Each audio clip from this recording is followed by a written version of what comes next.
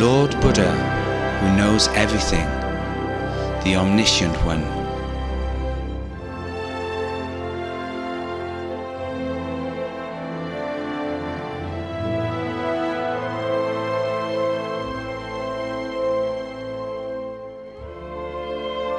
This world has been darkened with ignorance, which is foolishness and delusion. When the Buddha arose, this world became brightened with the Dhamma. The Buddha pointed the way out of suffering for all beings. There is no one comparable to the Lord Buddha in the three spheres of existence. He is well respected by all. He possesses the extremely valuable qualities that are purity, wisdom and compassion. He is the teacher who directs the way to Nibbana, the happiness that is deathless.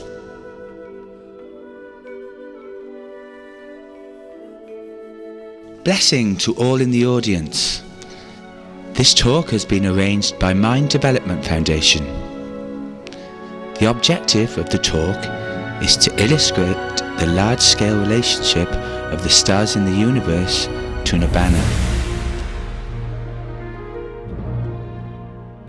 Just like studying the map of Thailand, on the first page of the book one can see the map of the whole country on a large scale without detail. To see for detail, one needs to look up in the index for each area to find out the present location and how to proceed further.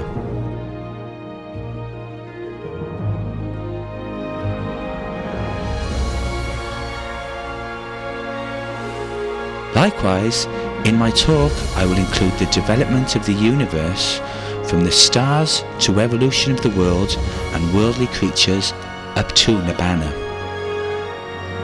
This talk will skip all elementary details which can be searched for elsewhere. Those who have already studied details will be able to see the relationship even clearer.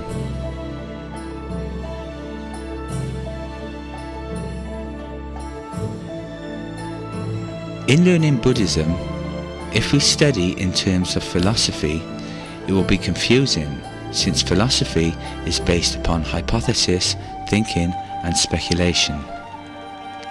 Philosophy can become confusing, just like blind men having a discussion after touching an elephant. Each will make a guess from a different angle, but not see from reality, not from truth. If we study Buddhism based upon science, by correlating it with modern scientific discoveries, we will have a deeper, clearer understanding of Buddhism. Science discovered the laws of nature according to reality. The Dhamma in Buddhism is also the laws of reality according to nature.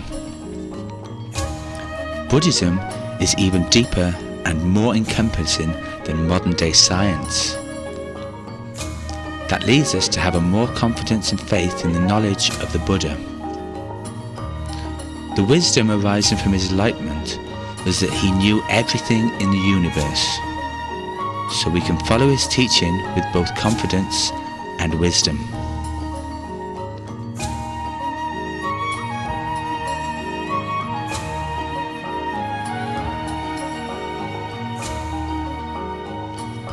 Human beings since ancient times have longed to know the mysteries of the universe and nature around us.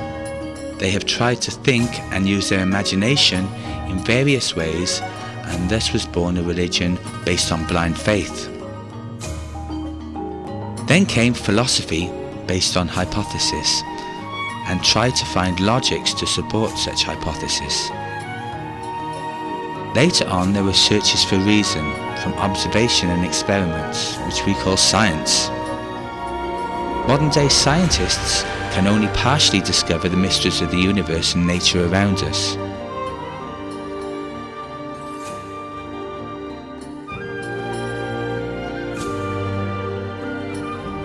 A scientist who was a genius and a leader of the present period, who tried to discover the mysteries of the universe, was Albert Einstein, who discovered the theory of relativity.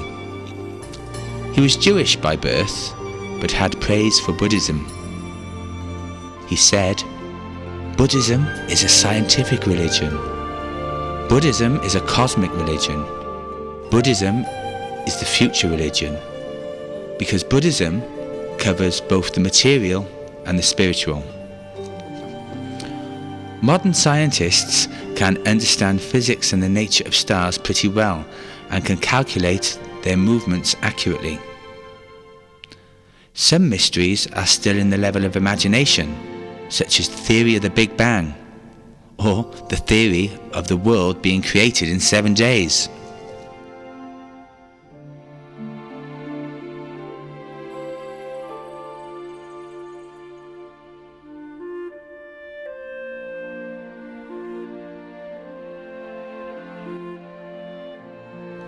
The theory of the Big Bang.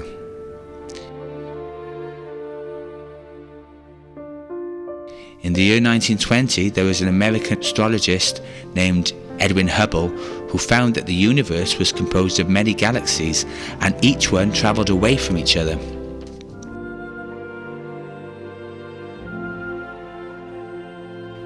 When calculated to retrace the directions of these galaxies, it appeared as though they met at one spot. After that, they calculated the time backwards to that location. They assumed as a theory that once upon a time, approximately 15,000 million years ago, there was one gigantic universe called the cosmic egg. One day, this cosmic egg exploded violently. This event is called the Big Bang. After the explosion, there were gases pouring out, and finally they became galaxies with stars, planets, including the Sun, and the world we live in.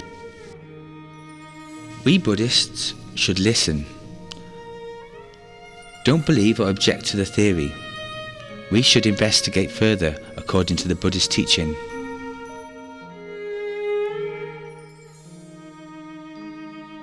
Einstein mentioned that imagination is more important than knowledge.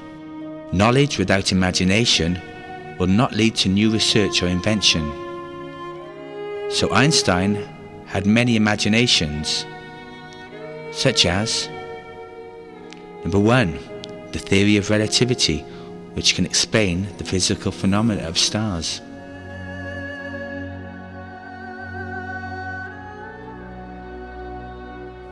Two, he contemplated how the Lord shaped the universe. This theory might have popped up in his mind now and again. This is an unanswered question.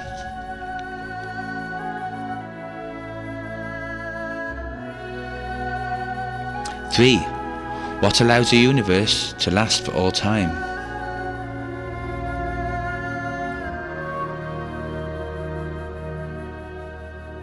Four, this universe arose from nothingness, but it will probably disappear in the same way. This way relates to Buddhist theory about non-self, which is interesting because he had an interest in Buddhism.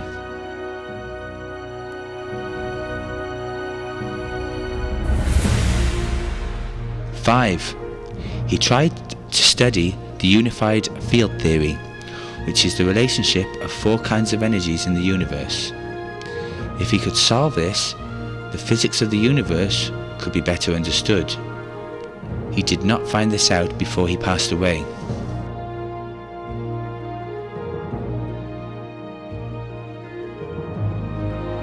A conclusion can be made that modern science can explain some secrets of the universe and nature, but some are still speculation.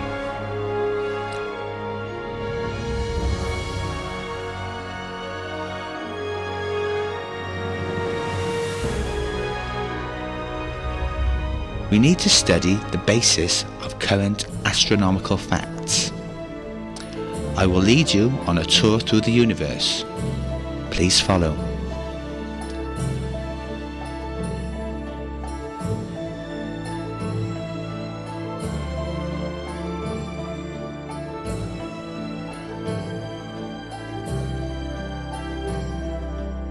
This is the sky seen in Bangkok on February the 20th, the year 2544 BE at 7 p.m. The universe consists of space, which has an infinite boundary, and astral objects, which can be divided into 4 types.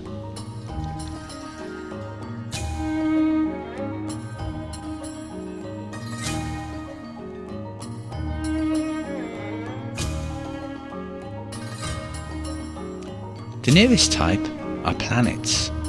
Tonight we can see 3 of them: Venus, Saturn, and Jupiter.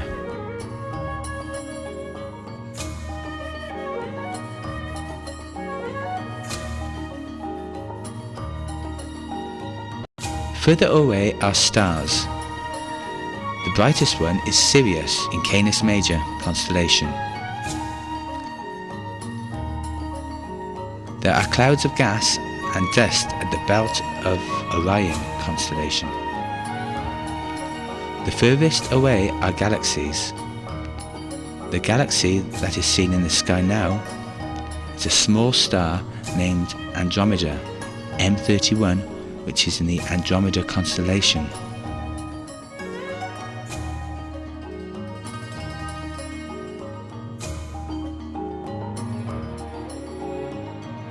Each galaxy contains millions of stars, and there are millions of galaxies in the universe.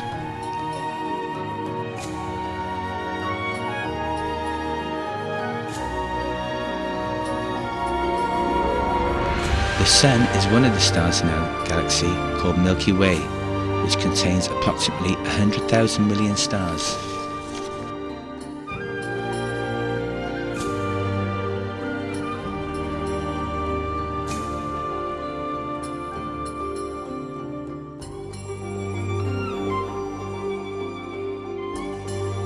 This is a picture of the Milky Way, which is shaped like a wheel. The Sun is not at the centre of the galaxy, but at the rim of the Milky Way. The Sun has planets circling around it. It is called the Solar System. Mercury is the nearest one to the Sun, rotating around the Sun in 88 days. Venus in 225 days, the Earth in 365.25 days, Mars in 687 days, Jupiter in 12 years,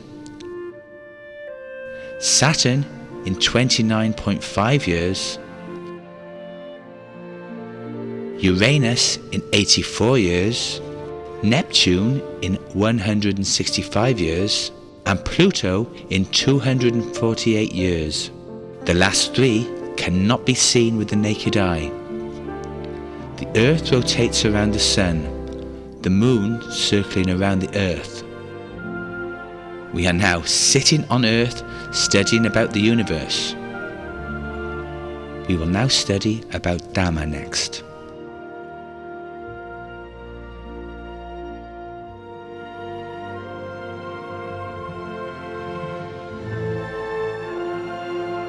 The Lord Buddha has 10 special powers called Dasabalayana, the 10 supreme intellectual powers of the Buddha that allow him to know the truth of all things. Let us study about the universe according to the Buddha's teaching. Namo tassa bhagavato arahato sammasambuddhassa. Homage to the blissful one, the worthy one, the fully enlightened one. The Buddha has many names. One is Phrasuppanyoo, the Omniscient one, the one who knows all. He said that on the night he became enlightened, he knew many things compared to the leaves in the forest. The things that he taught were only a handful of them. The main theme of his teaching was suffering and the way out of suffering. But we can still learn about the mystery of the universe from his discoveries due to his enlightenment.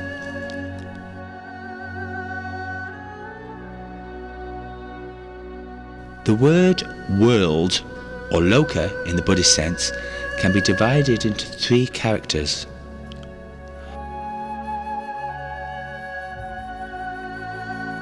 Okasaloka, or universe, Sankaraloka, or earth, is the one we live in. There are non-living beings such as mountains, and living beings such as trees, ones with minds such as humans and animals. All beings with mind, such as hell beings, animals, demons, Pitas, humans, heavenly beings, fine material sphere Brahmas and immaterial sphere Brahmas,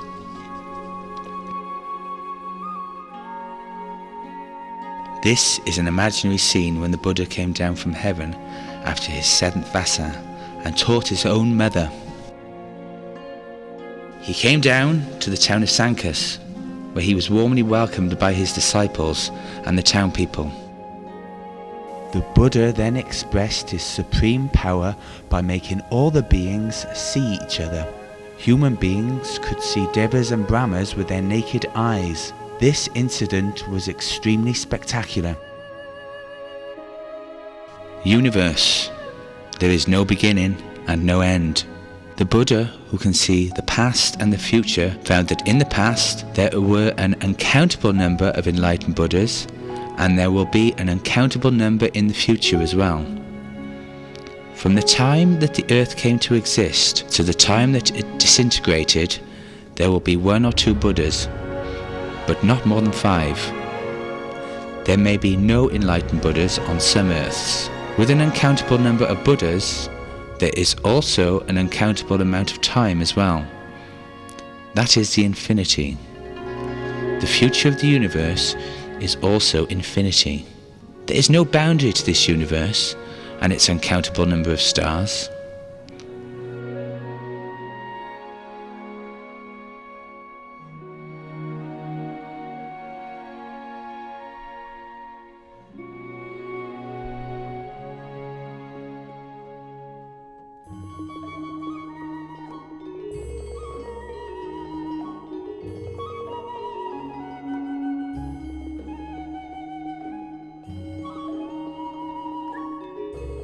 There was a story about a very powerful ascetic.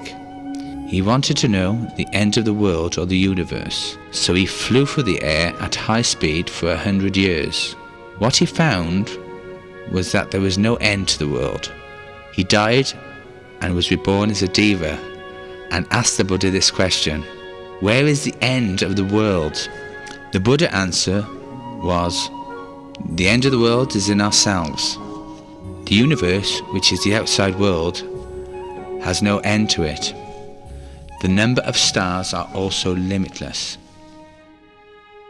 Yegeji Sankara Achatawa Pahitawa Orarigawa Sukamawa Hinawa Banitawa Yedure Tandikewat Sabe Tangara Anija Dukkha Anattati.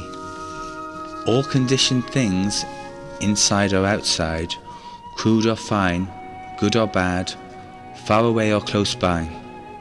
These conditioned things abide by the law of impermanence, suffering and non-self. Stars are conditioned according to the law of nature, also abide in the same law of impermanence, suffering and non-self. In a simplified way, the stars also have birth, old age, sickness and death in the same manner. We can tell how old a star is by its colour. The blue are the small child stars. The white are the teenage stars. The yellow are the young adult stars. The orange are the old stars. The red are the sick stars. And the black are the dead stars, or the black hole. Let us look at the stars in the sky. The blue small child star is called Rigel and is found in Orion constellation. The white teenage star is called Sirius and is found in Canis Major constellation. The yellow young adult star is called Capella and is found in Auriga constellation. The orange old star is called Aldebaran and is found in Taurus constellation. The red sixth star is called Betelgeuse and is found in Orion constellation. The black dead star is called the black hole and is invisible. The Sun, a young star, is yellow. The average age of all stars is about 10,000 million years, approximately half of this average age. Compared to a man with an average lifespan of 75 years, presently the Sun is comparable to a young man of 37 and a half.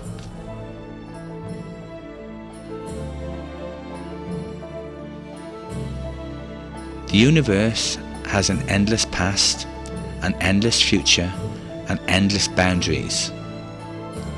The number of stars are limitless. Each of the stars also abides by the law of impermanence, suffering, and non-self. This is an endless cycle of birth and death at the level of the stars.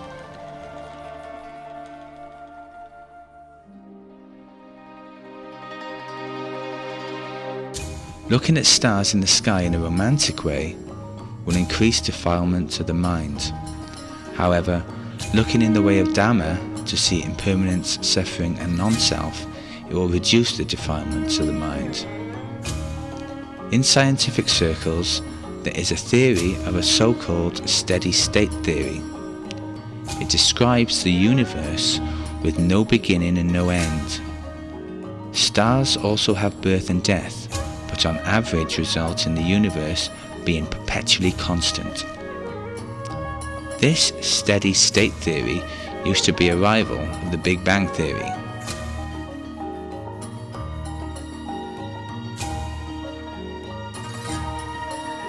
However, currently scientists tend to believe more in the Big Bang theory in a way of creation by God, since it can still involve more imagination, while the steady state theory is too realistic and needs no further imagination. This theory has opposition from many philosophers.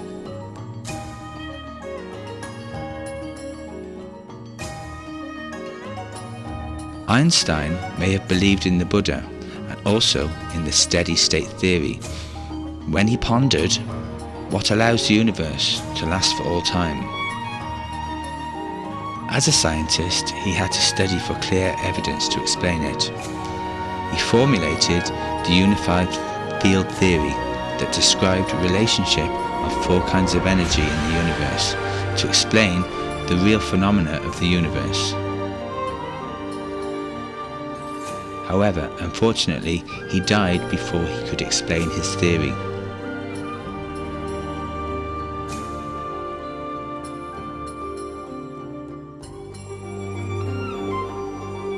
Modern-day scientists are still trying to solve it, but still remain unsuccessful. If someone asks a pure scientist about the origin of the universe, he will instead be asked to wait until the real answer is uncovered. A fact, unified and without arguments.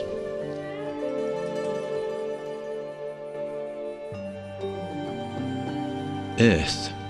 The earth that we live in contains non-living things such as soil, rocks and such. It contains living things such as trees and plants, and living things with minds such as human beings and animals. There was a description of the earth since the time of the Buddha that it is round in the shape of Emblick myrobalan flute. The land is held by the water by the air is held by space. However, general knowledge at that time was limited.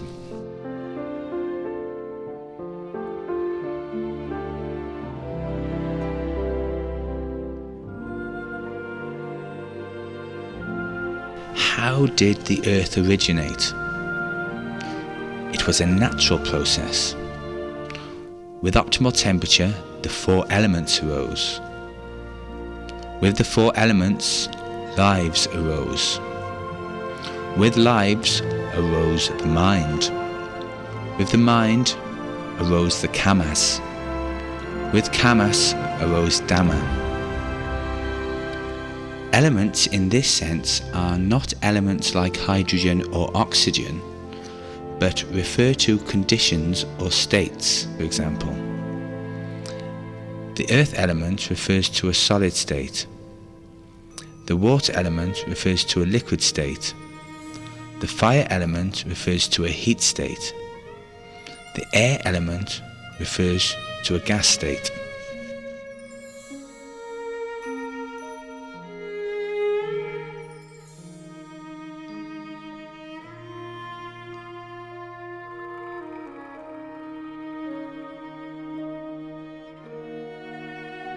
The 4 elements give rise to life. Scientists have tried to find the water element on various planets. If water had been discovered, they would have found traces of life. However, they had not found it, and it may be exclusive only to Earth. When life is present, minds arise. Mind is the knowing, so living beings with body and mind arose. With the arising of the mind arose the kamas. Kamas are volitions, wholesome and unwholesome. When 2 living beings come near to each other, they either love or hate each other. With love they help each other. With hate they destroy each other. This is how kamas arose. With kamas arose Dhamma. Dhamma is the law of nature, the law of life, the law of kama. Cycles of birth and death are laws of kama carried over to the next life. Suffering and the way out of suffering. Suffering is the basis of life, and the way out of suffering is to develop the mind to the higher stage to be free from suffering. In Buddhism, there's a description of successive evolution in the nature called 5 Dhamma Niyama.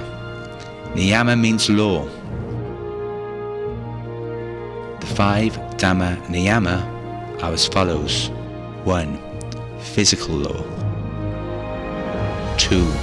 Biological law. 3. Psychic law. 4. Kamic law, or the law of will, or volition.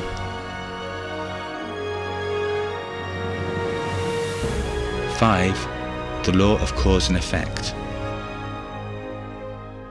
Currently, science is approaching biological law.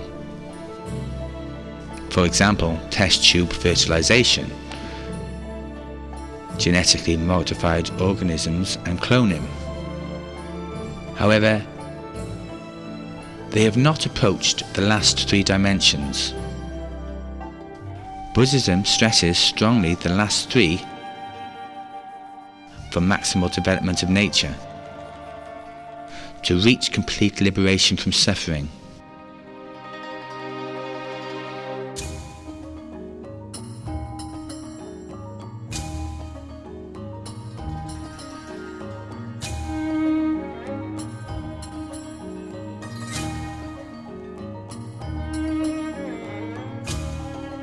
The beings that possess a mind have evolved through the process of nature into human beings and animals which we can see with our eyes. Further development into dimensions of kama and dhamma cannot be seen by human eyes, but those who have trained their minds to reach certain levels of capability can see them. From the human realm, the higher, finer realms are Divas, Brahma of the fine material sphere, and Brahma of the immaterial sphere. The lower realms than the human realm are the realms of Petas, or hungry ghosts, demons, animals, and beings in hell. All beings, including Brahmas of the fine material sphere, Tiva, human, Petas, demons, animals, and beings in hell all have bodies and minds. A body depends on 4 elements and needs to breathe. Therefore, cannot be beyond atmosphere of the earth. Brahma of the immaterial sphere, however, is without a body and exists in outer space. There are sutras that state that if this world is destroyed by fire, all creatures in this world, right up to Brahma of the fine material Kayika, attainer of the first jhana, will die. If this world is destroyed by water, Brahmas of the fine material Abhasara, attainer of the second jhana, will die. If this world is destroyed by wind, then life up to the Brahmas of the fine material Sabhakinaya, attainer of the third jhana, will die. But Brahmas Vayapala, attainer of the fourth jhana, will not die because they do not have to breathe. Brahmas of the immaterial sphere will not be affected since they do not have bodies. The part of the atmosphere from the Earth up to 15 kilometers is called the troposphere. It contains wind, clouds and rain. Wind directions are both vertical and horizontal.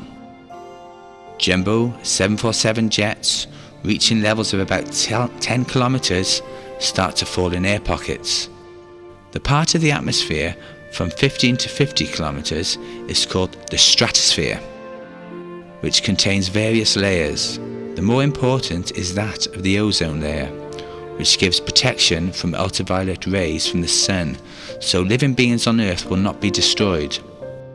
The part of the atmosphere from 15 kilometers upwards is called the ionosphere. Nitrogen and oxygen break down into iron. It is about 15,000 kilometers from the Earth's surface.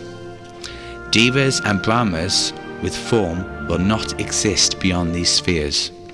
This is the conditioned world. Is it only present on the earth in which we live? The answer is that there are countless numbers like in the universe. In solar system where conditions are optimal, conditioned world and beings of all levels from hell to Brahma without form will exist. This is the amazing knowledge of the Buddha concerning the universe, as described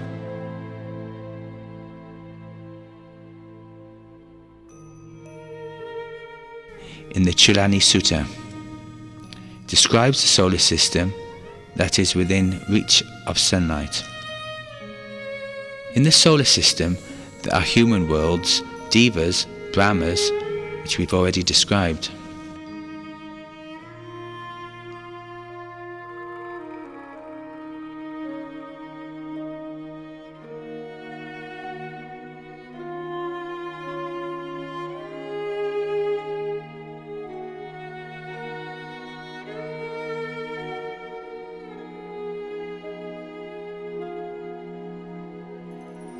A 1,000 solar systems are called Sahasi Chulanikaloka.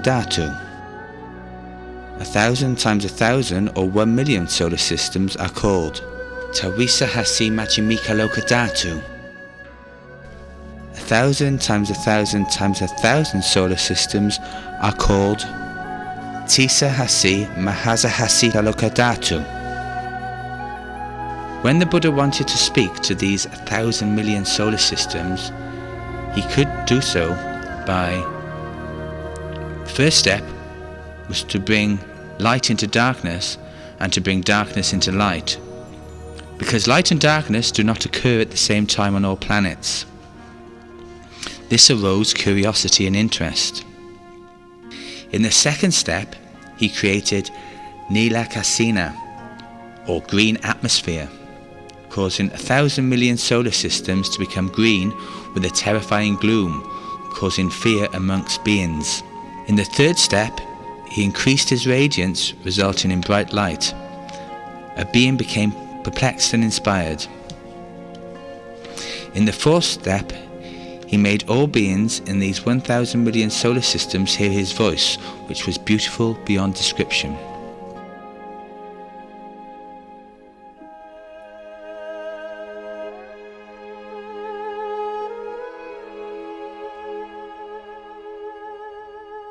Dhamma is the law of the universe, the law of nature, the law of life. Dhamma is the teaching of the Buddha. He did not invent but discover the law of the universe as it is. He purified himself and was completely free from all suffering. Then he taught it to the world. All laws are natural processes. No one created them. If someone says God created them, then the question is, who created God?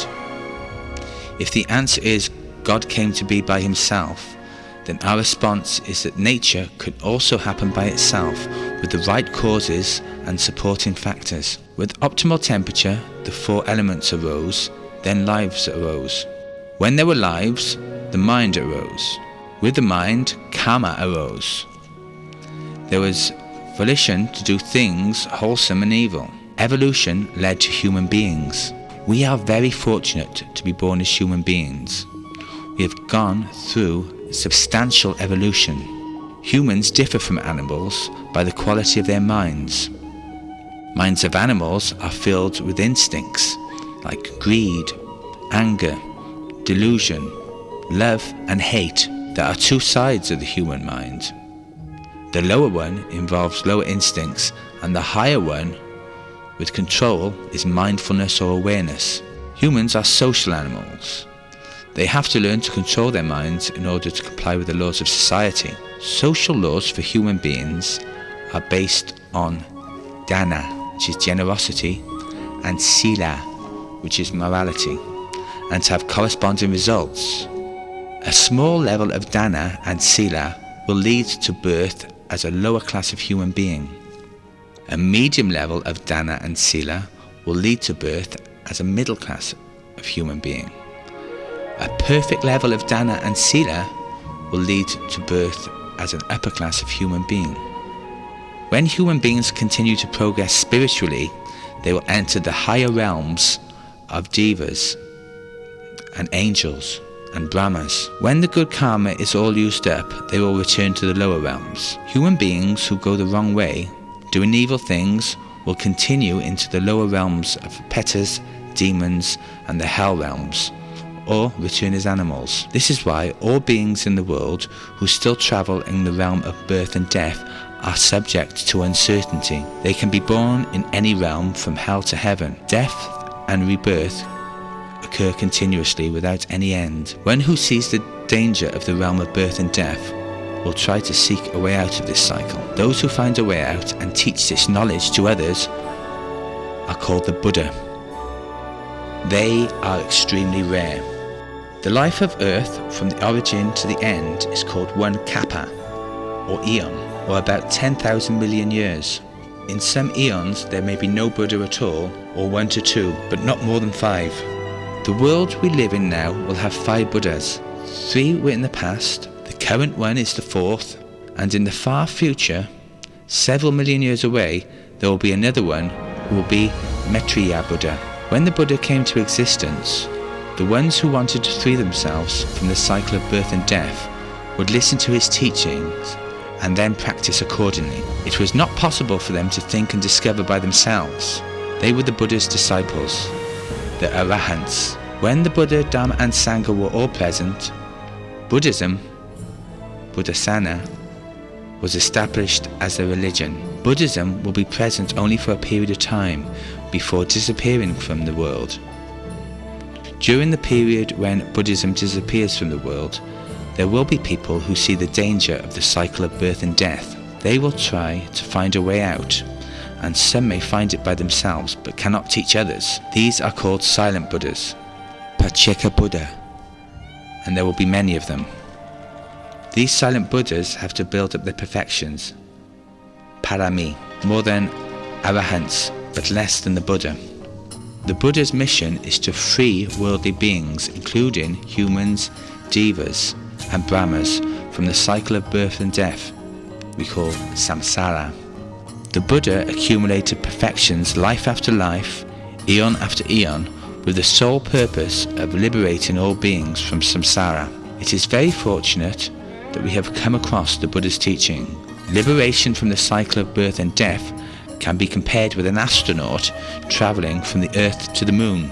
The journey from the Earth to the Moon is to travel away from the pull of the Earth and go directly to the Moon. It needs a tremendous amount of energy, as it is not only a journey from the Earth. It needs the right procedure according to the law of nature. Otherwise, the traveller will get lost in space and will not reach his destination. The sequence of travelling to the Moon would be as follows.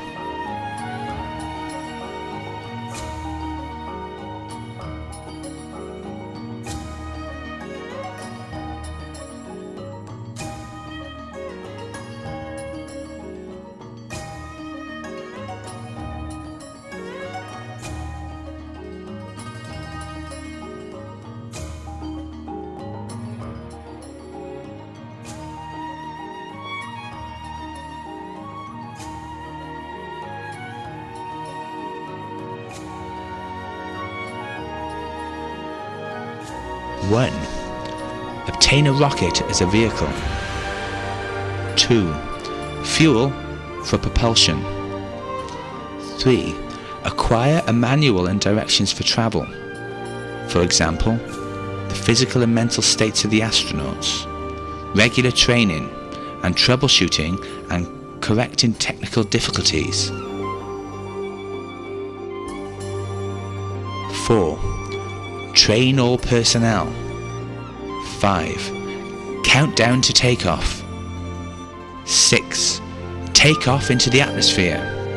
7.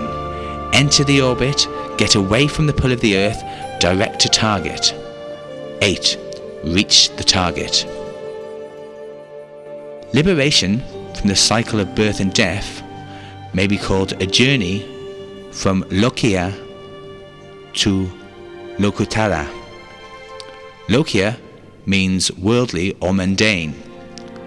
Lokutara means above the worldly or supramundane.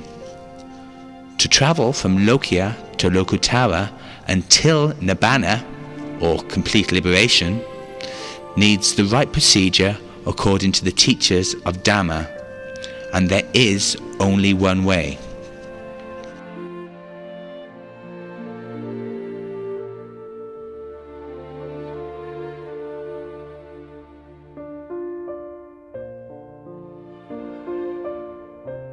The Dhamma to use for this travel is called Bodhipakkhiyatama 37, or qualities contributing to enlightenment, or another way of translation is Dhamma as wings to Nibbana.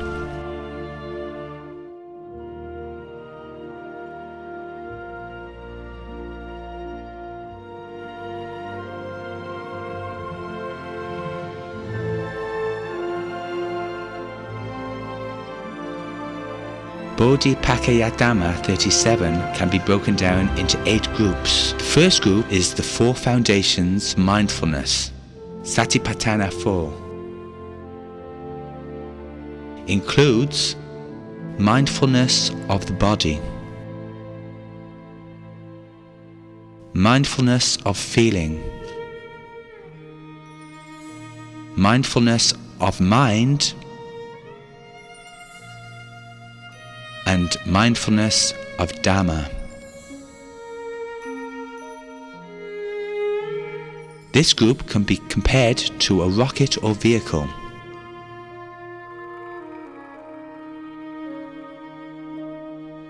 The second group, Samapadana 4, dealing with the right efforts, includes effort to prevent the unwholesome acts, effort to abandon the unwholesome acts, effort to develop wholesome acts, and effort to maintain the wholesome acts. and to grow to full perfection. This group can be compared to the energy required to drive the vehicle.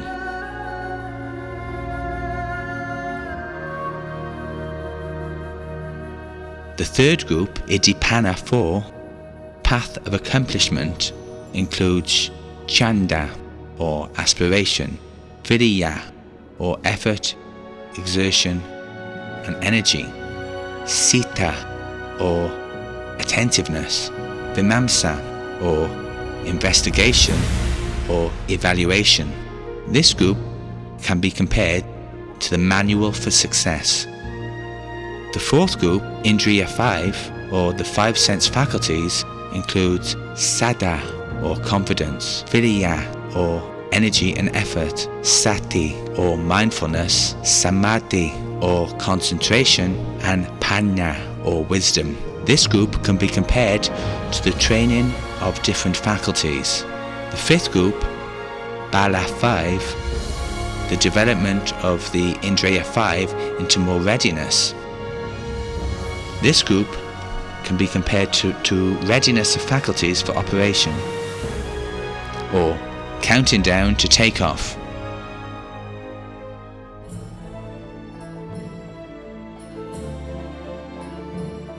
The sixth group, Bojjhanga 7, or factors of enlightenment, includes Sati or mindfulness, Dhammavikaya or investigation of Dhammas, Viriya or effort, Piti or zest, Passaddhi or calmness and tranquility, Samadhi or concentration, and Upekkha or equanimity. This group can be compared to a journey into the atmosphere, or Lokya. The seventh group is the Noble Eightfold Path, or Magga, which includes Samatiti or right understanding, Samasankappa or right thought, Samavaka or right speech, Samakamanta or right action, Samaajiva or right livelihood, Samavayama or right effort, Samasati or right mindfulness, and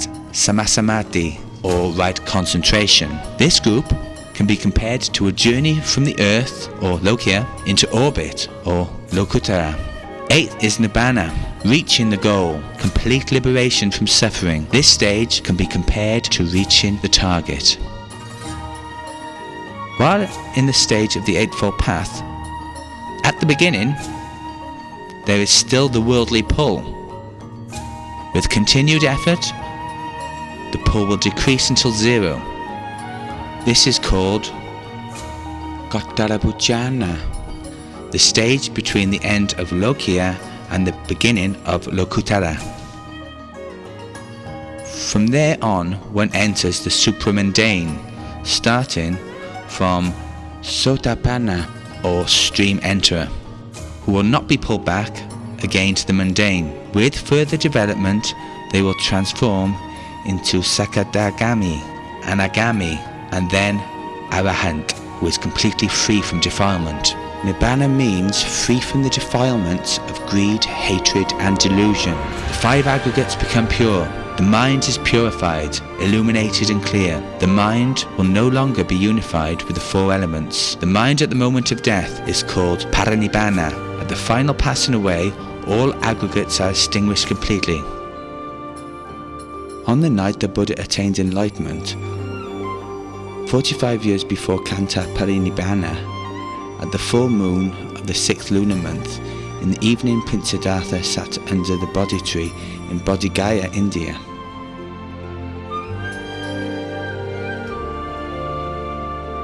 He recalled the past when he was 7 years old, when his father took him along the royal plough ceremony. He sat under a tree, and being mindful of his breath, his mind became concentrated and reached the first stage of absorption, or the first jhana. He then used his breath as a foundation for mindfulness. Since he attained full perfections, or parami, his right efforts and path of accomplishment and five sense faculties were perfected and ready for travel. He then entered the 7 factors of enlightenment. In the first watch of the night, he recalled his many previous lives. In the middle, he could see future births and deaths of beings, but this also was not the way out of suffering. On the last watch, he contemplated the 4 noble truths of suffering and the way out of suffering. He realized the way out of suffering, which was the Eightfold Path. He directed his mind along the path and attained enlightenment, which is called the knowledge of cessation of defilements. He used the Dharma he discovered to teach for 45 years until his paranibbana. Where does the mind of a Arhat go after death? The Buddha said, not to the earth, not to water, not to fire, not to air, nor to any of the realms, from the hell realms to the realms of the fine material Brahmas.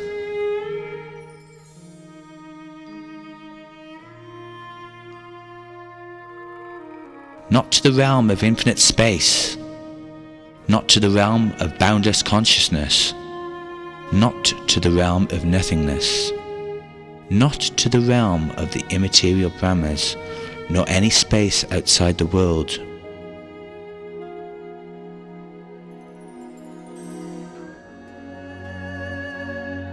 Not to the sun, not to the moon, nor any other solar system in any galaxy.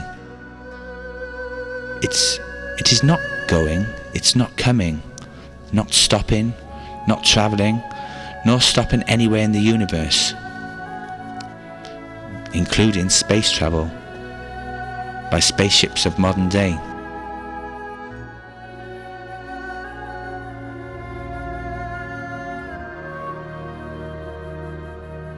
It has no death, no birth. This is the end of suffering, completely extinguished, like a fire out of fuel. Nibbanam paraman sukham. Nibbana is absolute happiness. Now is a summary of the lecture. Dhamma is the teachings of the Buddha. He did not make this up, but he discovered the mysteries of the universe and the laws of the nature of life. Okasaloka, or universe, is the sky with sparkling stars. Each star is impermanent. It possesses birth, aging, sickness and death because the temperature changes. The star which has optimal temperature will develop according to the law of nature, and it's called the Earth. Sankaraloka, or Earth, the Earth where we live continues to change. Earth start from possessing optimal temperature and then give rise to 4 elements, then give rise to life. Mind arises to become animals and human beings with bodies and minds. Sita is knowing. Sita is mind-conscious elements. With knowing came delusion and ignorance. Then beings develop and entered into the realms of existence, from hell to the Brahma realm. Then beings the continuous cycle of existence. Most of worldly beings abide in the lower realms such as hell. This is absolute suffering. They are born as animals on earth or devas in heaven only for a temporary time. To qualify for birth in the Brahma world is very difficult. Some teachers have said that going from earth to the realms of the Brahmas is more difficult than going from the realms of Brahma to Nibbana. The cycle of birth and death is called samsara. Upon realizing that samsara is suffering, the Lord Buddha tried hard to find a way to end suffering. He developed himself in Dhamma until he freed himself from ignorance, delusion, and became enlightened.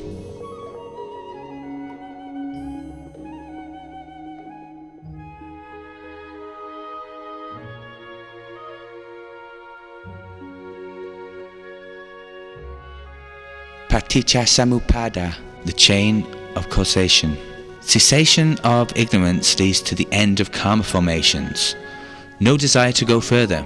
Cessation of karma formations lead to the end of consciousness. No element is extinguished. Cessation of consciousness leads to the end of body and mind. Cessation of body and mind leads to the end of the sixth sense basis. Cessation of the sixth sense basis leads to the end of contact. Cessation of contact leads to the end of feeling. Cessation of feeling leads to the end of craving. Cessation of craving leads to the end of clinging. Cessation of clinging leads to the end of becoming. The process of rebirth stops. Cessation of becoming leads to the end of birth. Cessation of birth leads to the end of all suffering. The stage of liberation from all suffering is called Nibbana. So Nibbana is the ultimate development in the universe. Nibbana is absolute happiness.